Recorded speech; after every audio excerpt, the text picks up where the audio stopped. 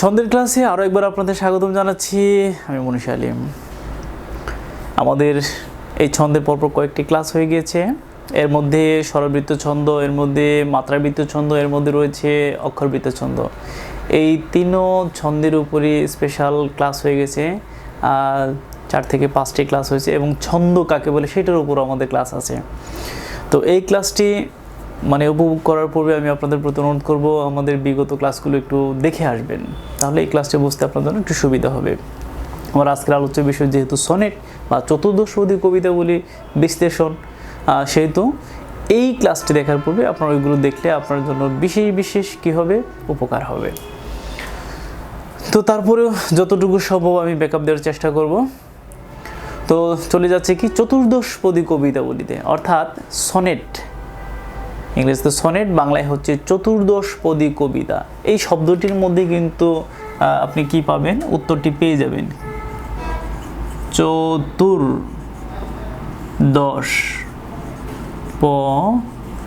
চতুর্দশপদী। চতুর্দশ মানে কি?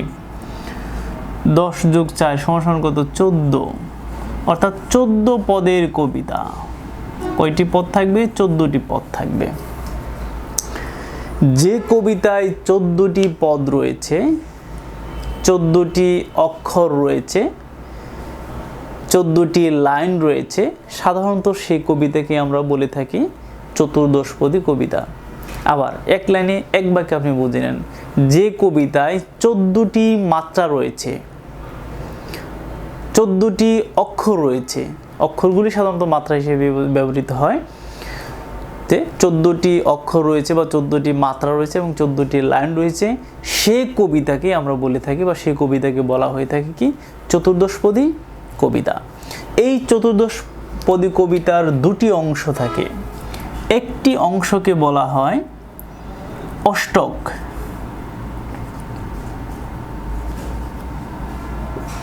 আরেকটি অংশকে বলা হয় ষষ্ঠক।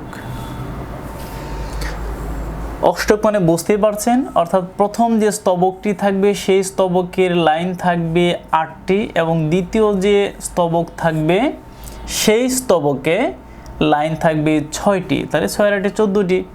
তার মানে হলো লাইন হবে সর্বমোট 14টি এবং প্রতি লাইনে, কি বলছি, প্রতি লাইনে বা প্রতি পংক্তিতে অক্ষর বা মাত্রা সংখ্যা থাকবে 14টি। যেমন বিভীষণের প্রতি মেঘনাদ, মাইকেল মধুসূদন দত্তের সেই বিখ্যাত কবিতা বিভীষণের প্রতি মেঘনাদ। সেই বিভীষণের প্রতি মেঘনাদ থেকে আমি 2টি লাইন দিয়ে বুঝিয়ে দেওয়ার চেষ্টা করব।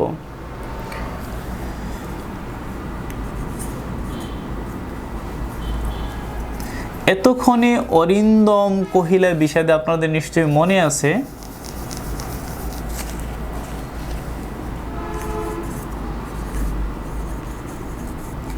এতক্ষণে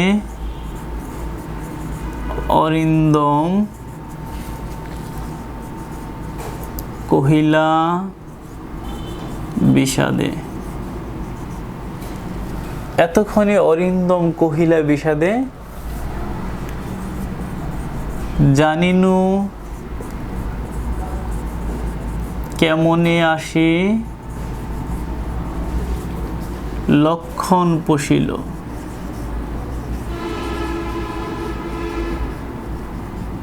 খেয়াল করুন, আমরা বলছিলাম যে স্বরবৃত্তের ক্ষেত্রে পূর্ণপর্বের সংখ্যা, অর্থাৎ মুক্তাক্ষর হলো 1 মাত্রার, বদ্যাক্ষর হলো কয় মাত্রার? 1 মাত্রার। আর মাত্রাবৃত্ত ছন্দের ক্ষেত্রে আপনার অর্থাৎ মুক্তাক্ষর হলো 1 মাত্রার এবং বদ্যাক্ষর হলো সব জায়গাতে, শব্দের শুরুতে, মধ্যে এবং শেষে সব জায়গায় হলো 2 মাত্রার। এবং অক্ষরবৃত্ত ছন্দ, যেহেতু চতুর্দশপদী কবিতা এটি অক্ষরবৃত্ত ছন্দের একটি গোত্রের, এই অক্ষরবৃত্ত ছন্দের ক্ষেত্রে আপনাকে মনে রাখতে হবে মুক্তস্বর 1 মাত্রার, সেটা যে কোনো জায়গায় হোক, শুরুতেই হোক, মধ্যখানে হোক এবং শেষে হোক, যে কোনো জায়গায় থেকে 1 মাত্রার। এবং বদ্যাক্ষর বা যুক্তাক্ষরগুলো মাঝখানে থাকলে মনে রাখবেন, মাঝখানে থাকলে 1 মাত্রার, শুরুতে থাকলেও 1 মাত্রার এবং শেষে থাকলে কয় মাত্রার হবে? 2 মাত্রার হবে যদি শেষে থাকে। এটা মাথায় রাখলে হয়ে যাবে 2 মাত্রা। এতক্ষণে অরিন্দম কহিলা বিষাদে, এ ত খ নে অরিন। দেখুন দুইটা মিলে উচ্চারণ হয়েছে, মানে আপনি নিজেই কিন্তু এভাবে উচ্চারণ করেছেন। আমি একটু ভেঙে দিচ্ছি, অরিন্দম। দেখুন আপনি এভাবে উচ্চারণ করেন, অরিন। দেখুন দুটো মিলে উচ্চারণ করেছেন, অরিন, যেহেতু মাঝখানে এক মাত্রা হবে। অরিন্দম দুটো মিলে উচ্চারিত হয়েছে, এখানে কি দুই মাত্রা। এই কারণে আমরা এইভাবে এখানে বিশ্লেষণ করব। অরিন, দেখুন দুইটা মিলে উচ্চারণ হয়েছে, যেহেতু শব্দের মধ্যখানে হলে এক মাত্রা হবে এবং শব্দ শেষে হলে দুই মাত্রা হবে। দম দুটি মিলে উচ্চারণ হয়েছে এবং শব্দ শেষে, এখানে দুটির উপর দিয়ে আমরা কষি চিহ্ন দেব এবং দুইটা মার্ক করব, অর্থাৎ দুটি মাত্রা চিহ্ন দেব। কহিলা বিষাদে, এতক্ষণে অরিন্দম কহিলা বিষাদে। দেখুন আপনার জিহ্বা কোথায় গিয়ে একটু থামবে। এতক্ষণে অরিন্দম কহিলা বিষাদে, জানিনু কেমনই আসে লক্ষণ পশিল। দেখুন আপনার জানিনু কেমনে আসি, দেখুন আপনার জিহ্বা কিন্তু থেমে গেছে এখানে, মানে আমরা থামতে চাইনি কিন্তু অবলীলে আমাদের জিহ্বা এখানে থেমে গেছে।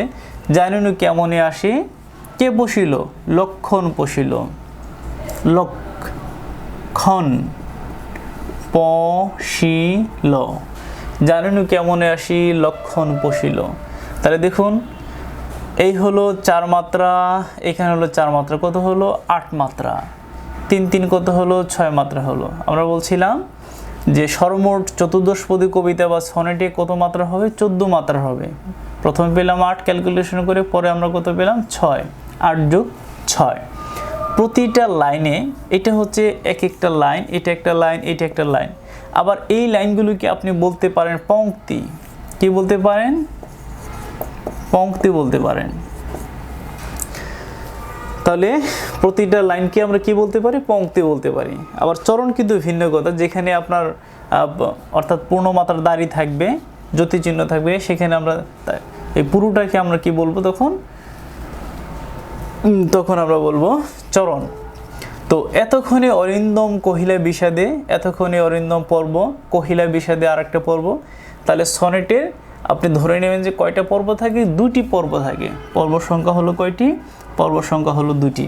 এই 2টি ছাড়া কিন্তু আপনার কি হবে না, সনেট বা চতুর্দশপদী আপনি চিন্তা করতে পারেন না। অর্থাৎ পর্ব থাকবে 2টি এবং মাত্রা সংখ্যা থাকবে কত, 14। 14 থাকলেই আমরা কেবল ধরবো এটি চতুর্দশপদী কবিতা।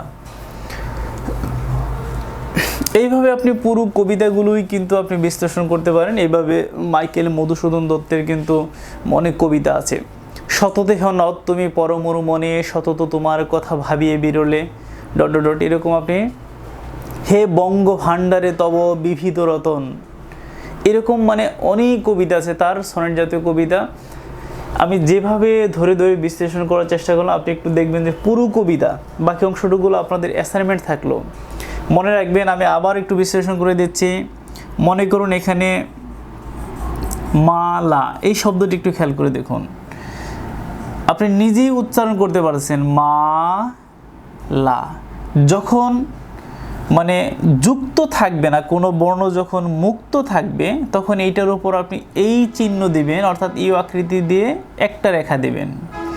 আর যখন যুক্ত থাকবে, মনে করুন অরিন্দমের দন্ত নয়দয় দিলাম,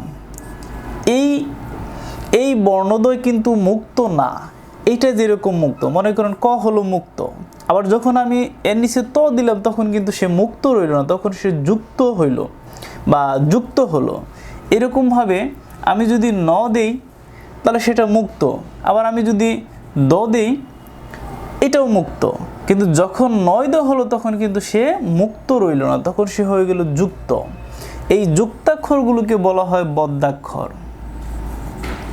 এটা মনে রাখলেই বিশ্লেষণটা আপনার কাছে কি হয়ে যাবে, একেবারে ইজি হয়ে যাবে।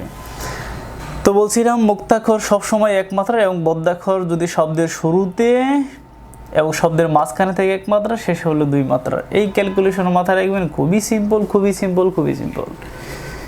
সনেট শুধু সনেট নয়, আপনি অক্ষরবৃত্তের ক্যালকুলেশন করতে আপনার কাছে কি হবে, সুবিধা হবে। তো যাই হোক, পুরো কবিতার বাকি অংশটুকু আপনাদের অ্যাসাইনমেন্ট রইল, আপনারা নিজেরা একটু করবেন। যদি এই ক্লাস সম্পর্কিত কোনো প্রশ্ন থেকে থাকে, কোথাও গিয়ে যদি আপনার ল্যাকিংস থাকে, আপনি পারতেছেন না কিংবা বুঝতে সমস্যা হচ্ছে, আপনারা ফেসবুকে মুন্সি আলিম প্রোফাইলের মেসেঞ্জার অপশনে গিয়ে আপনার প্রশ্ন করতে পারেন। ফেসবুকে টিউটোরিয়াল স্কুল আছে, একটা গ্রুপ রয়েছে, সেখানে গিয়েও আপনার প্রশ্ন করতে পারেন, কিংবা টিউটোরিয়াল স্কুল লাইক পেজে সেখানে গিয়ে প্রশ্ন করতে পারেন। আশা করছি সকল প্রশ্নের আপনার সমাধান উত্তর পাবেন। তো এই ছিল আজকের ক্লাস। তো ভালো থাকবেন, সুস্থ থাকবেন, সুন্দর থাকবেন, সবার প্রতি রইল শুভকামনা। ধন্যবাদ সবাইকে।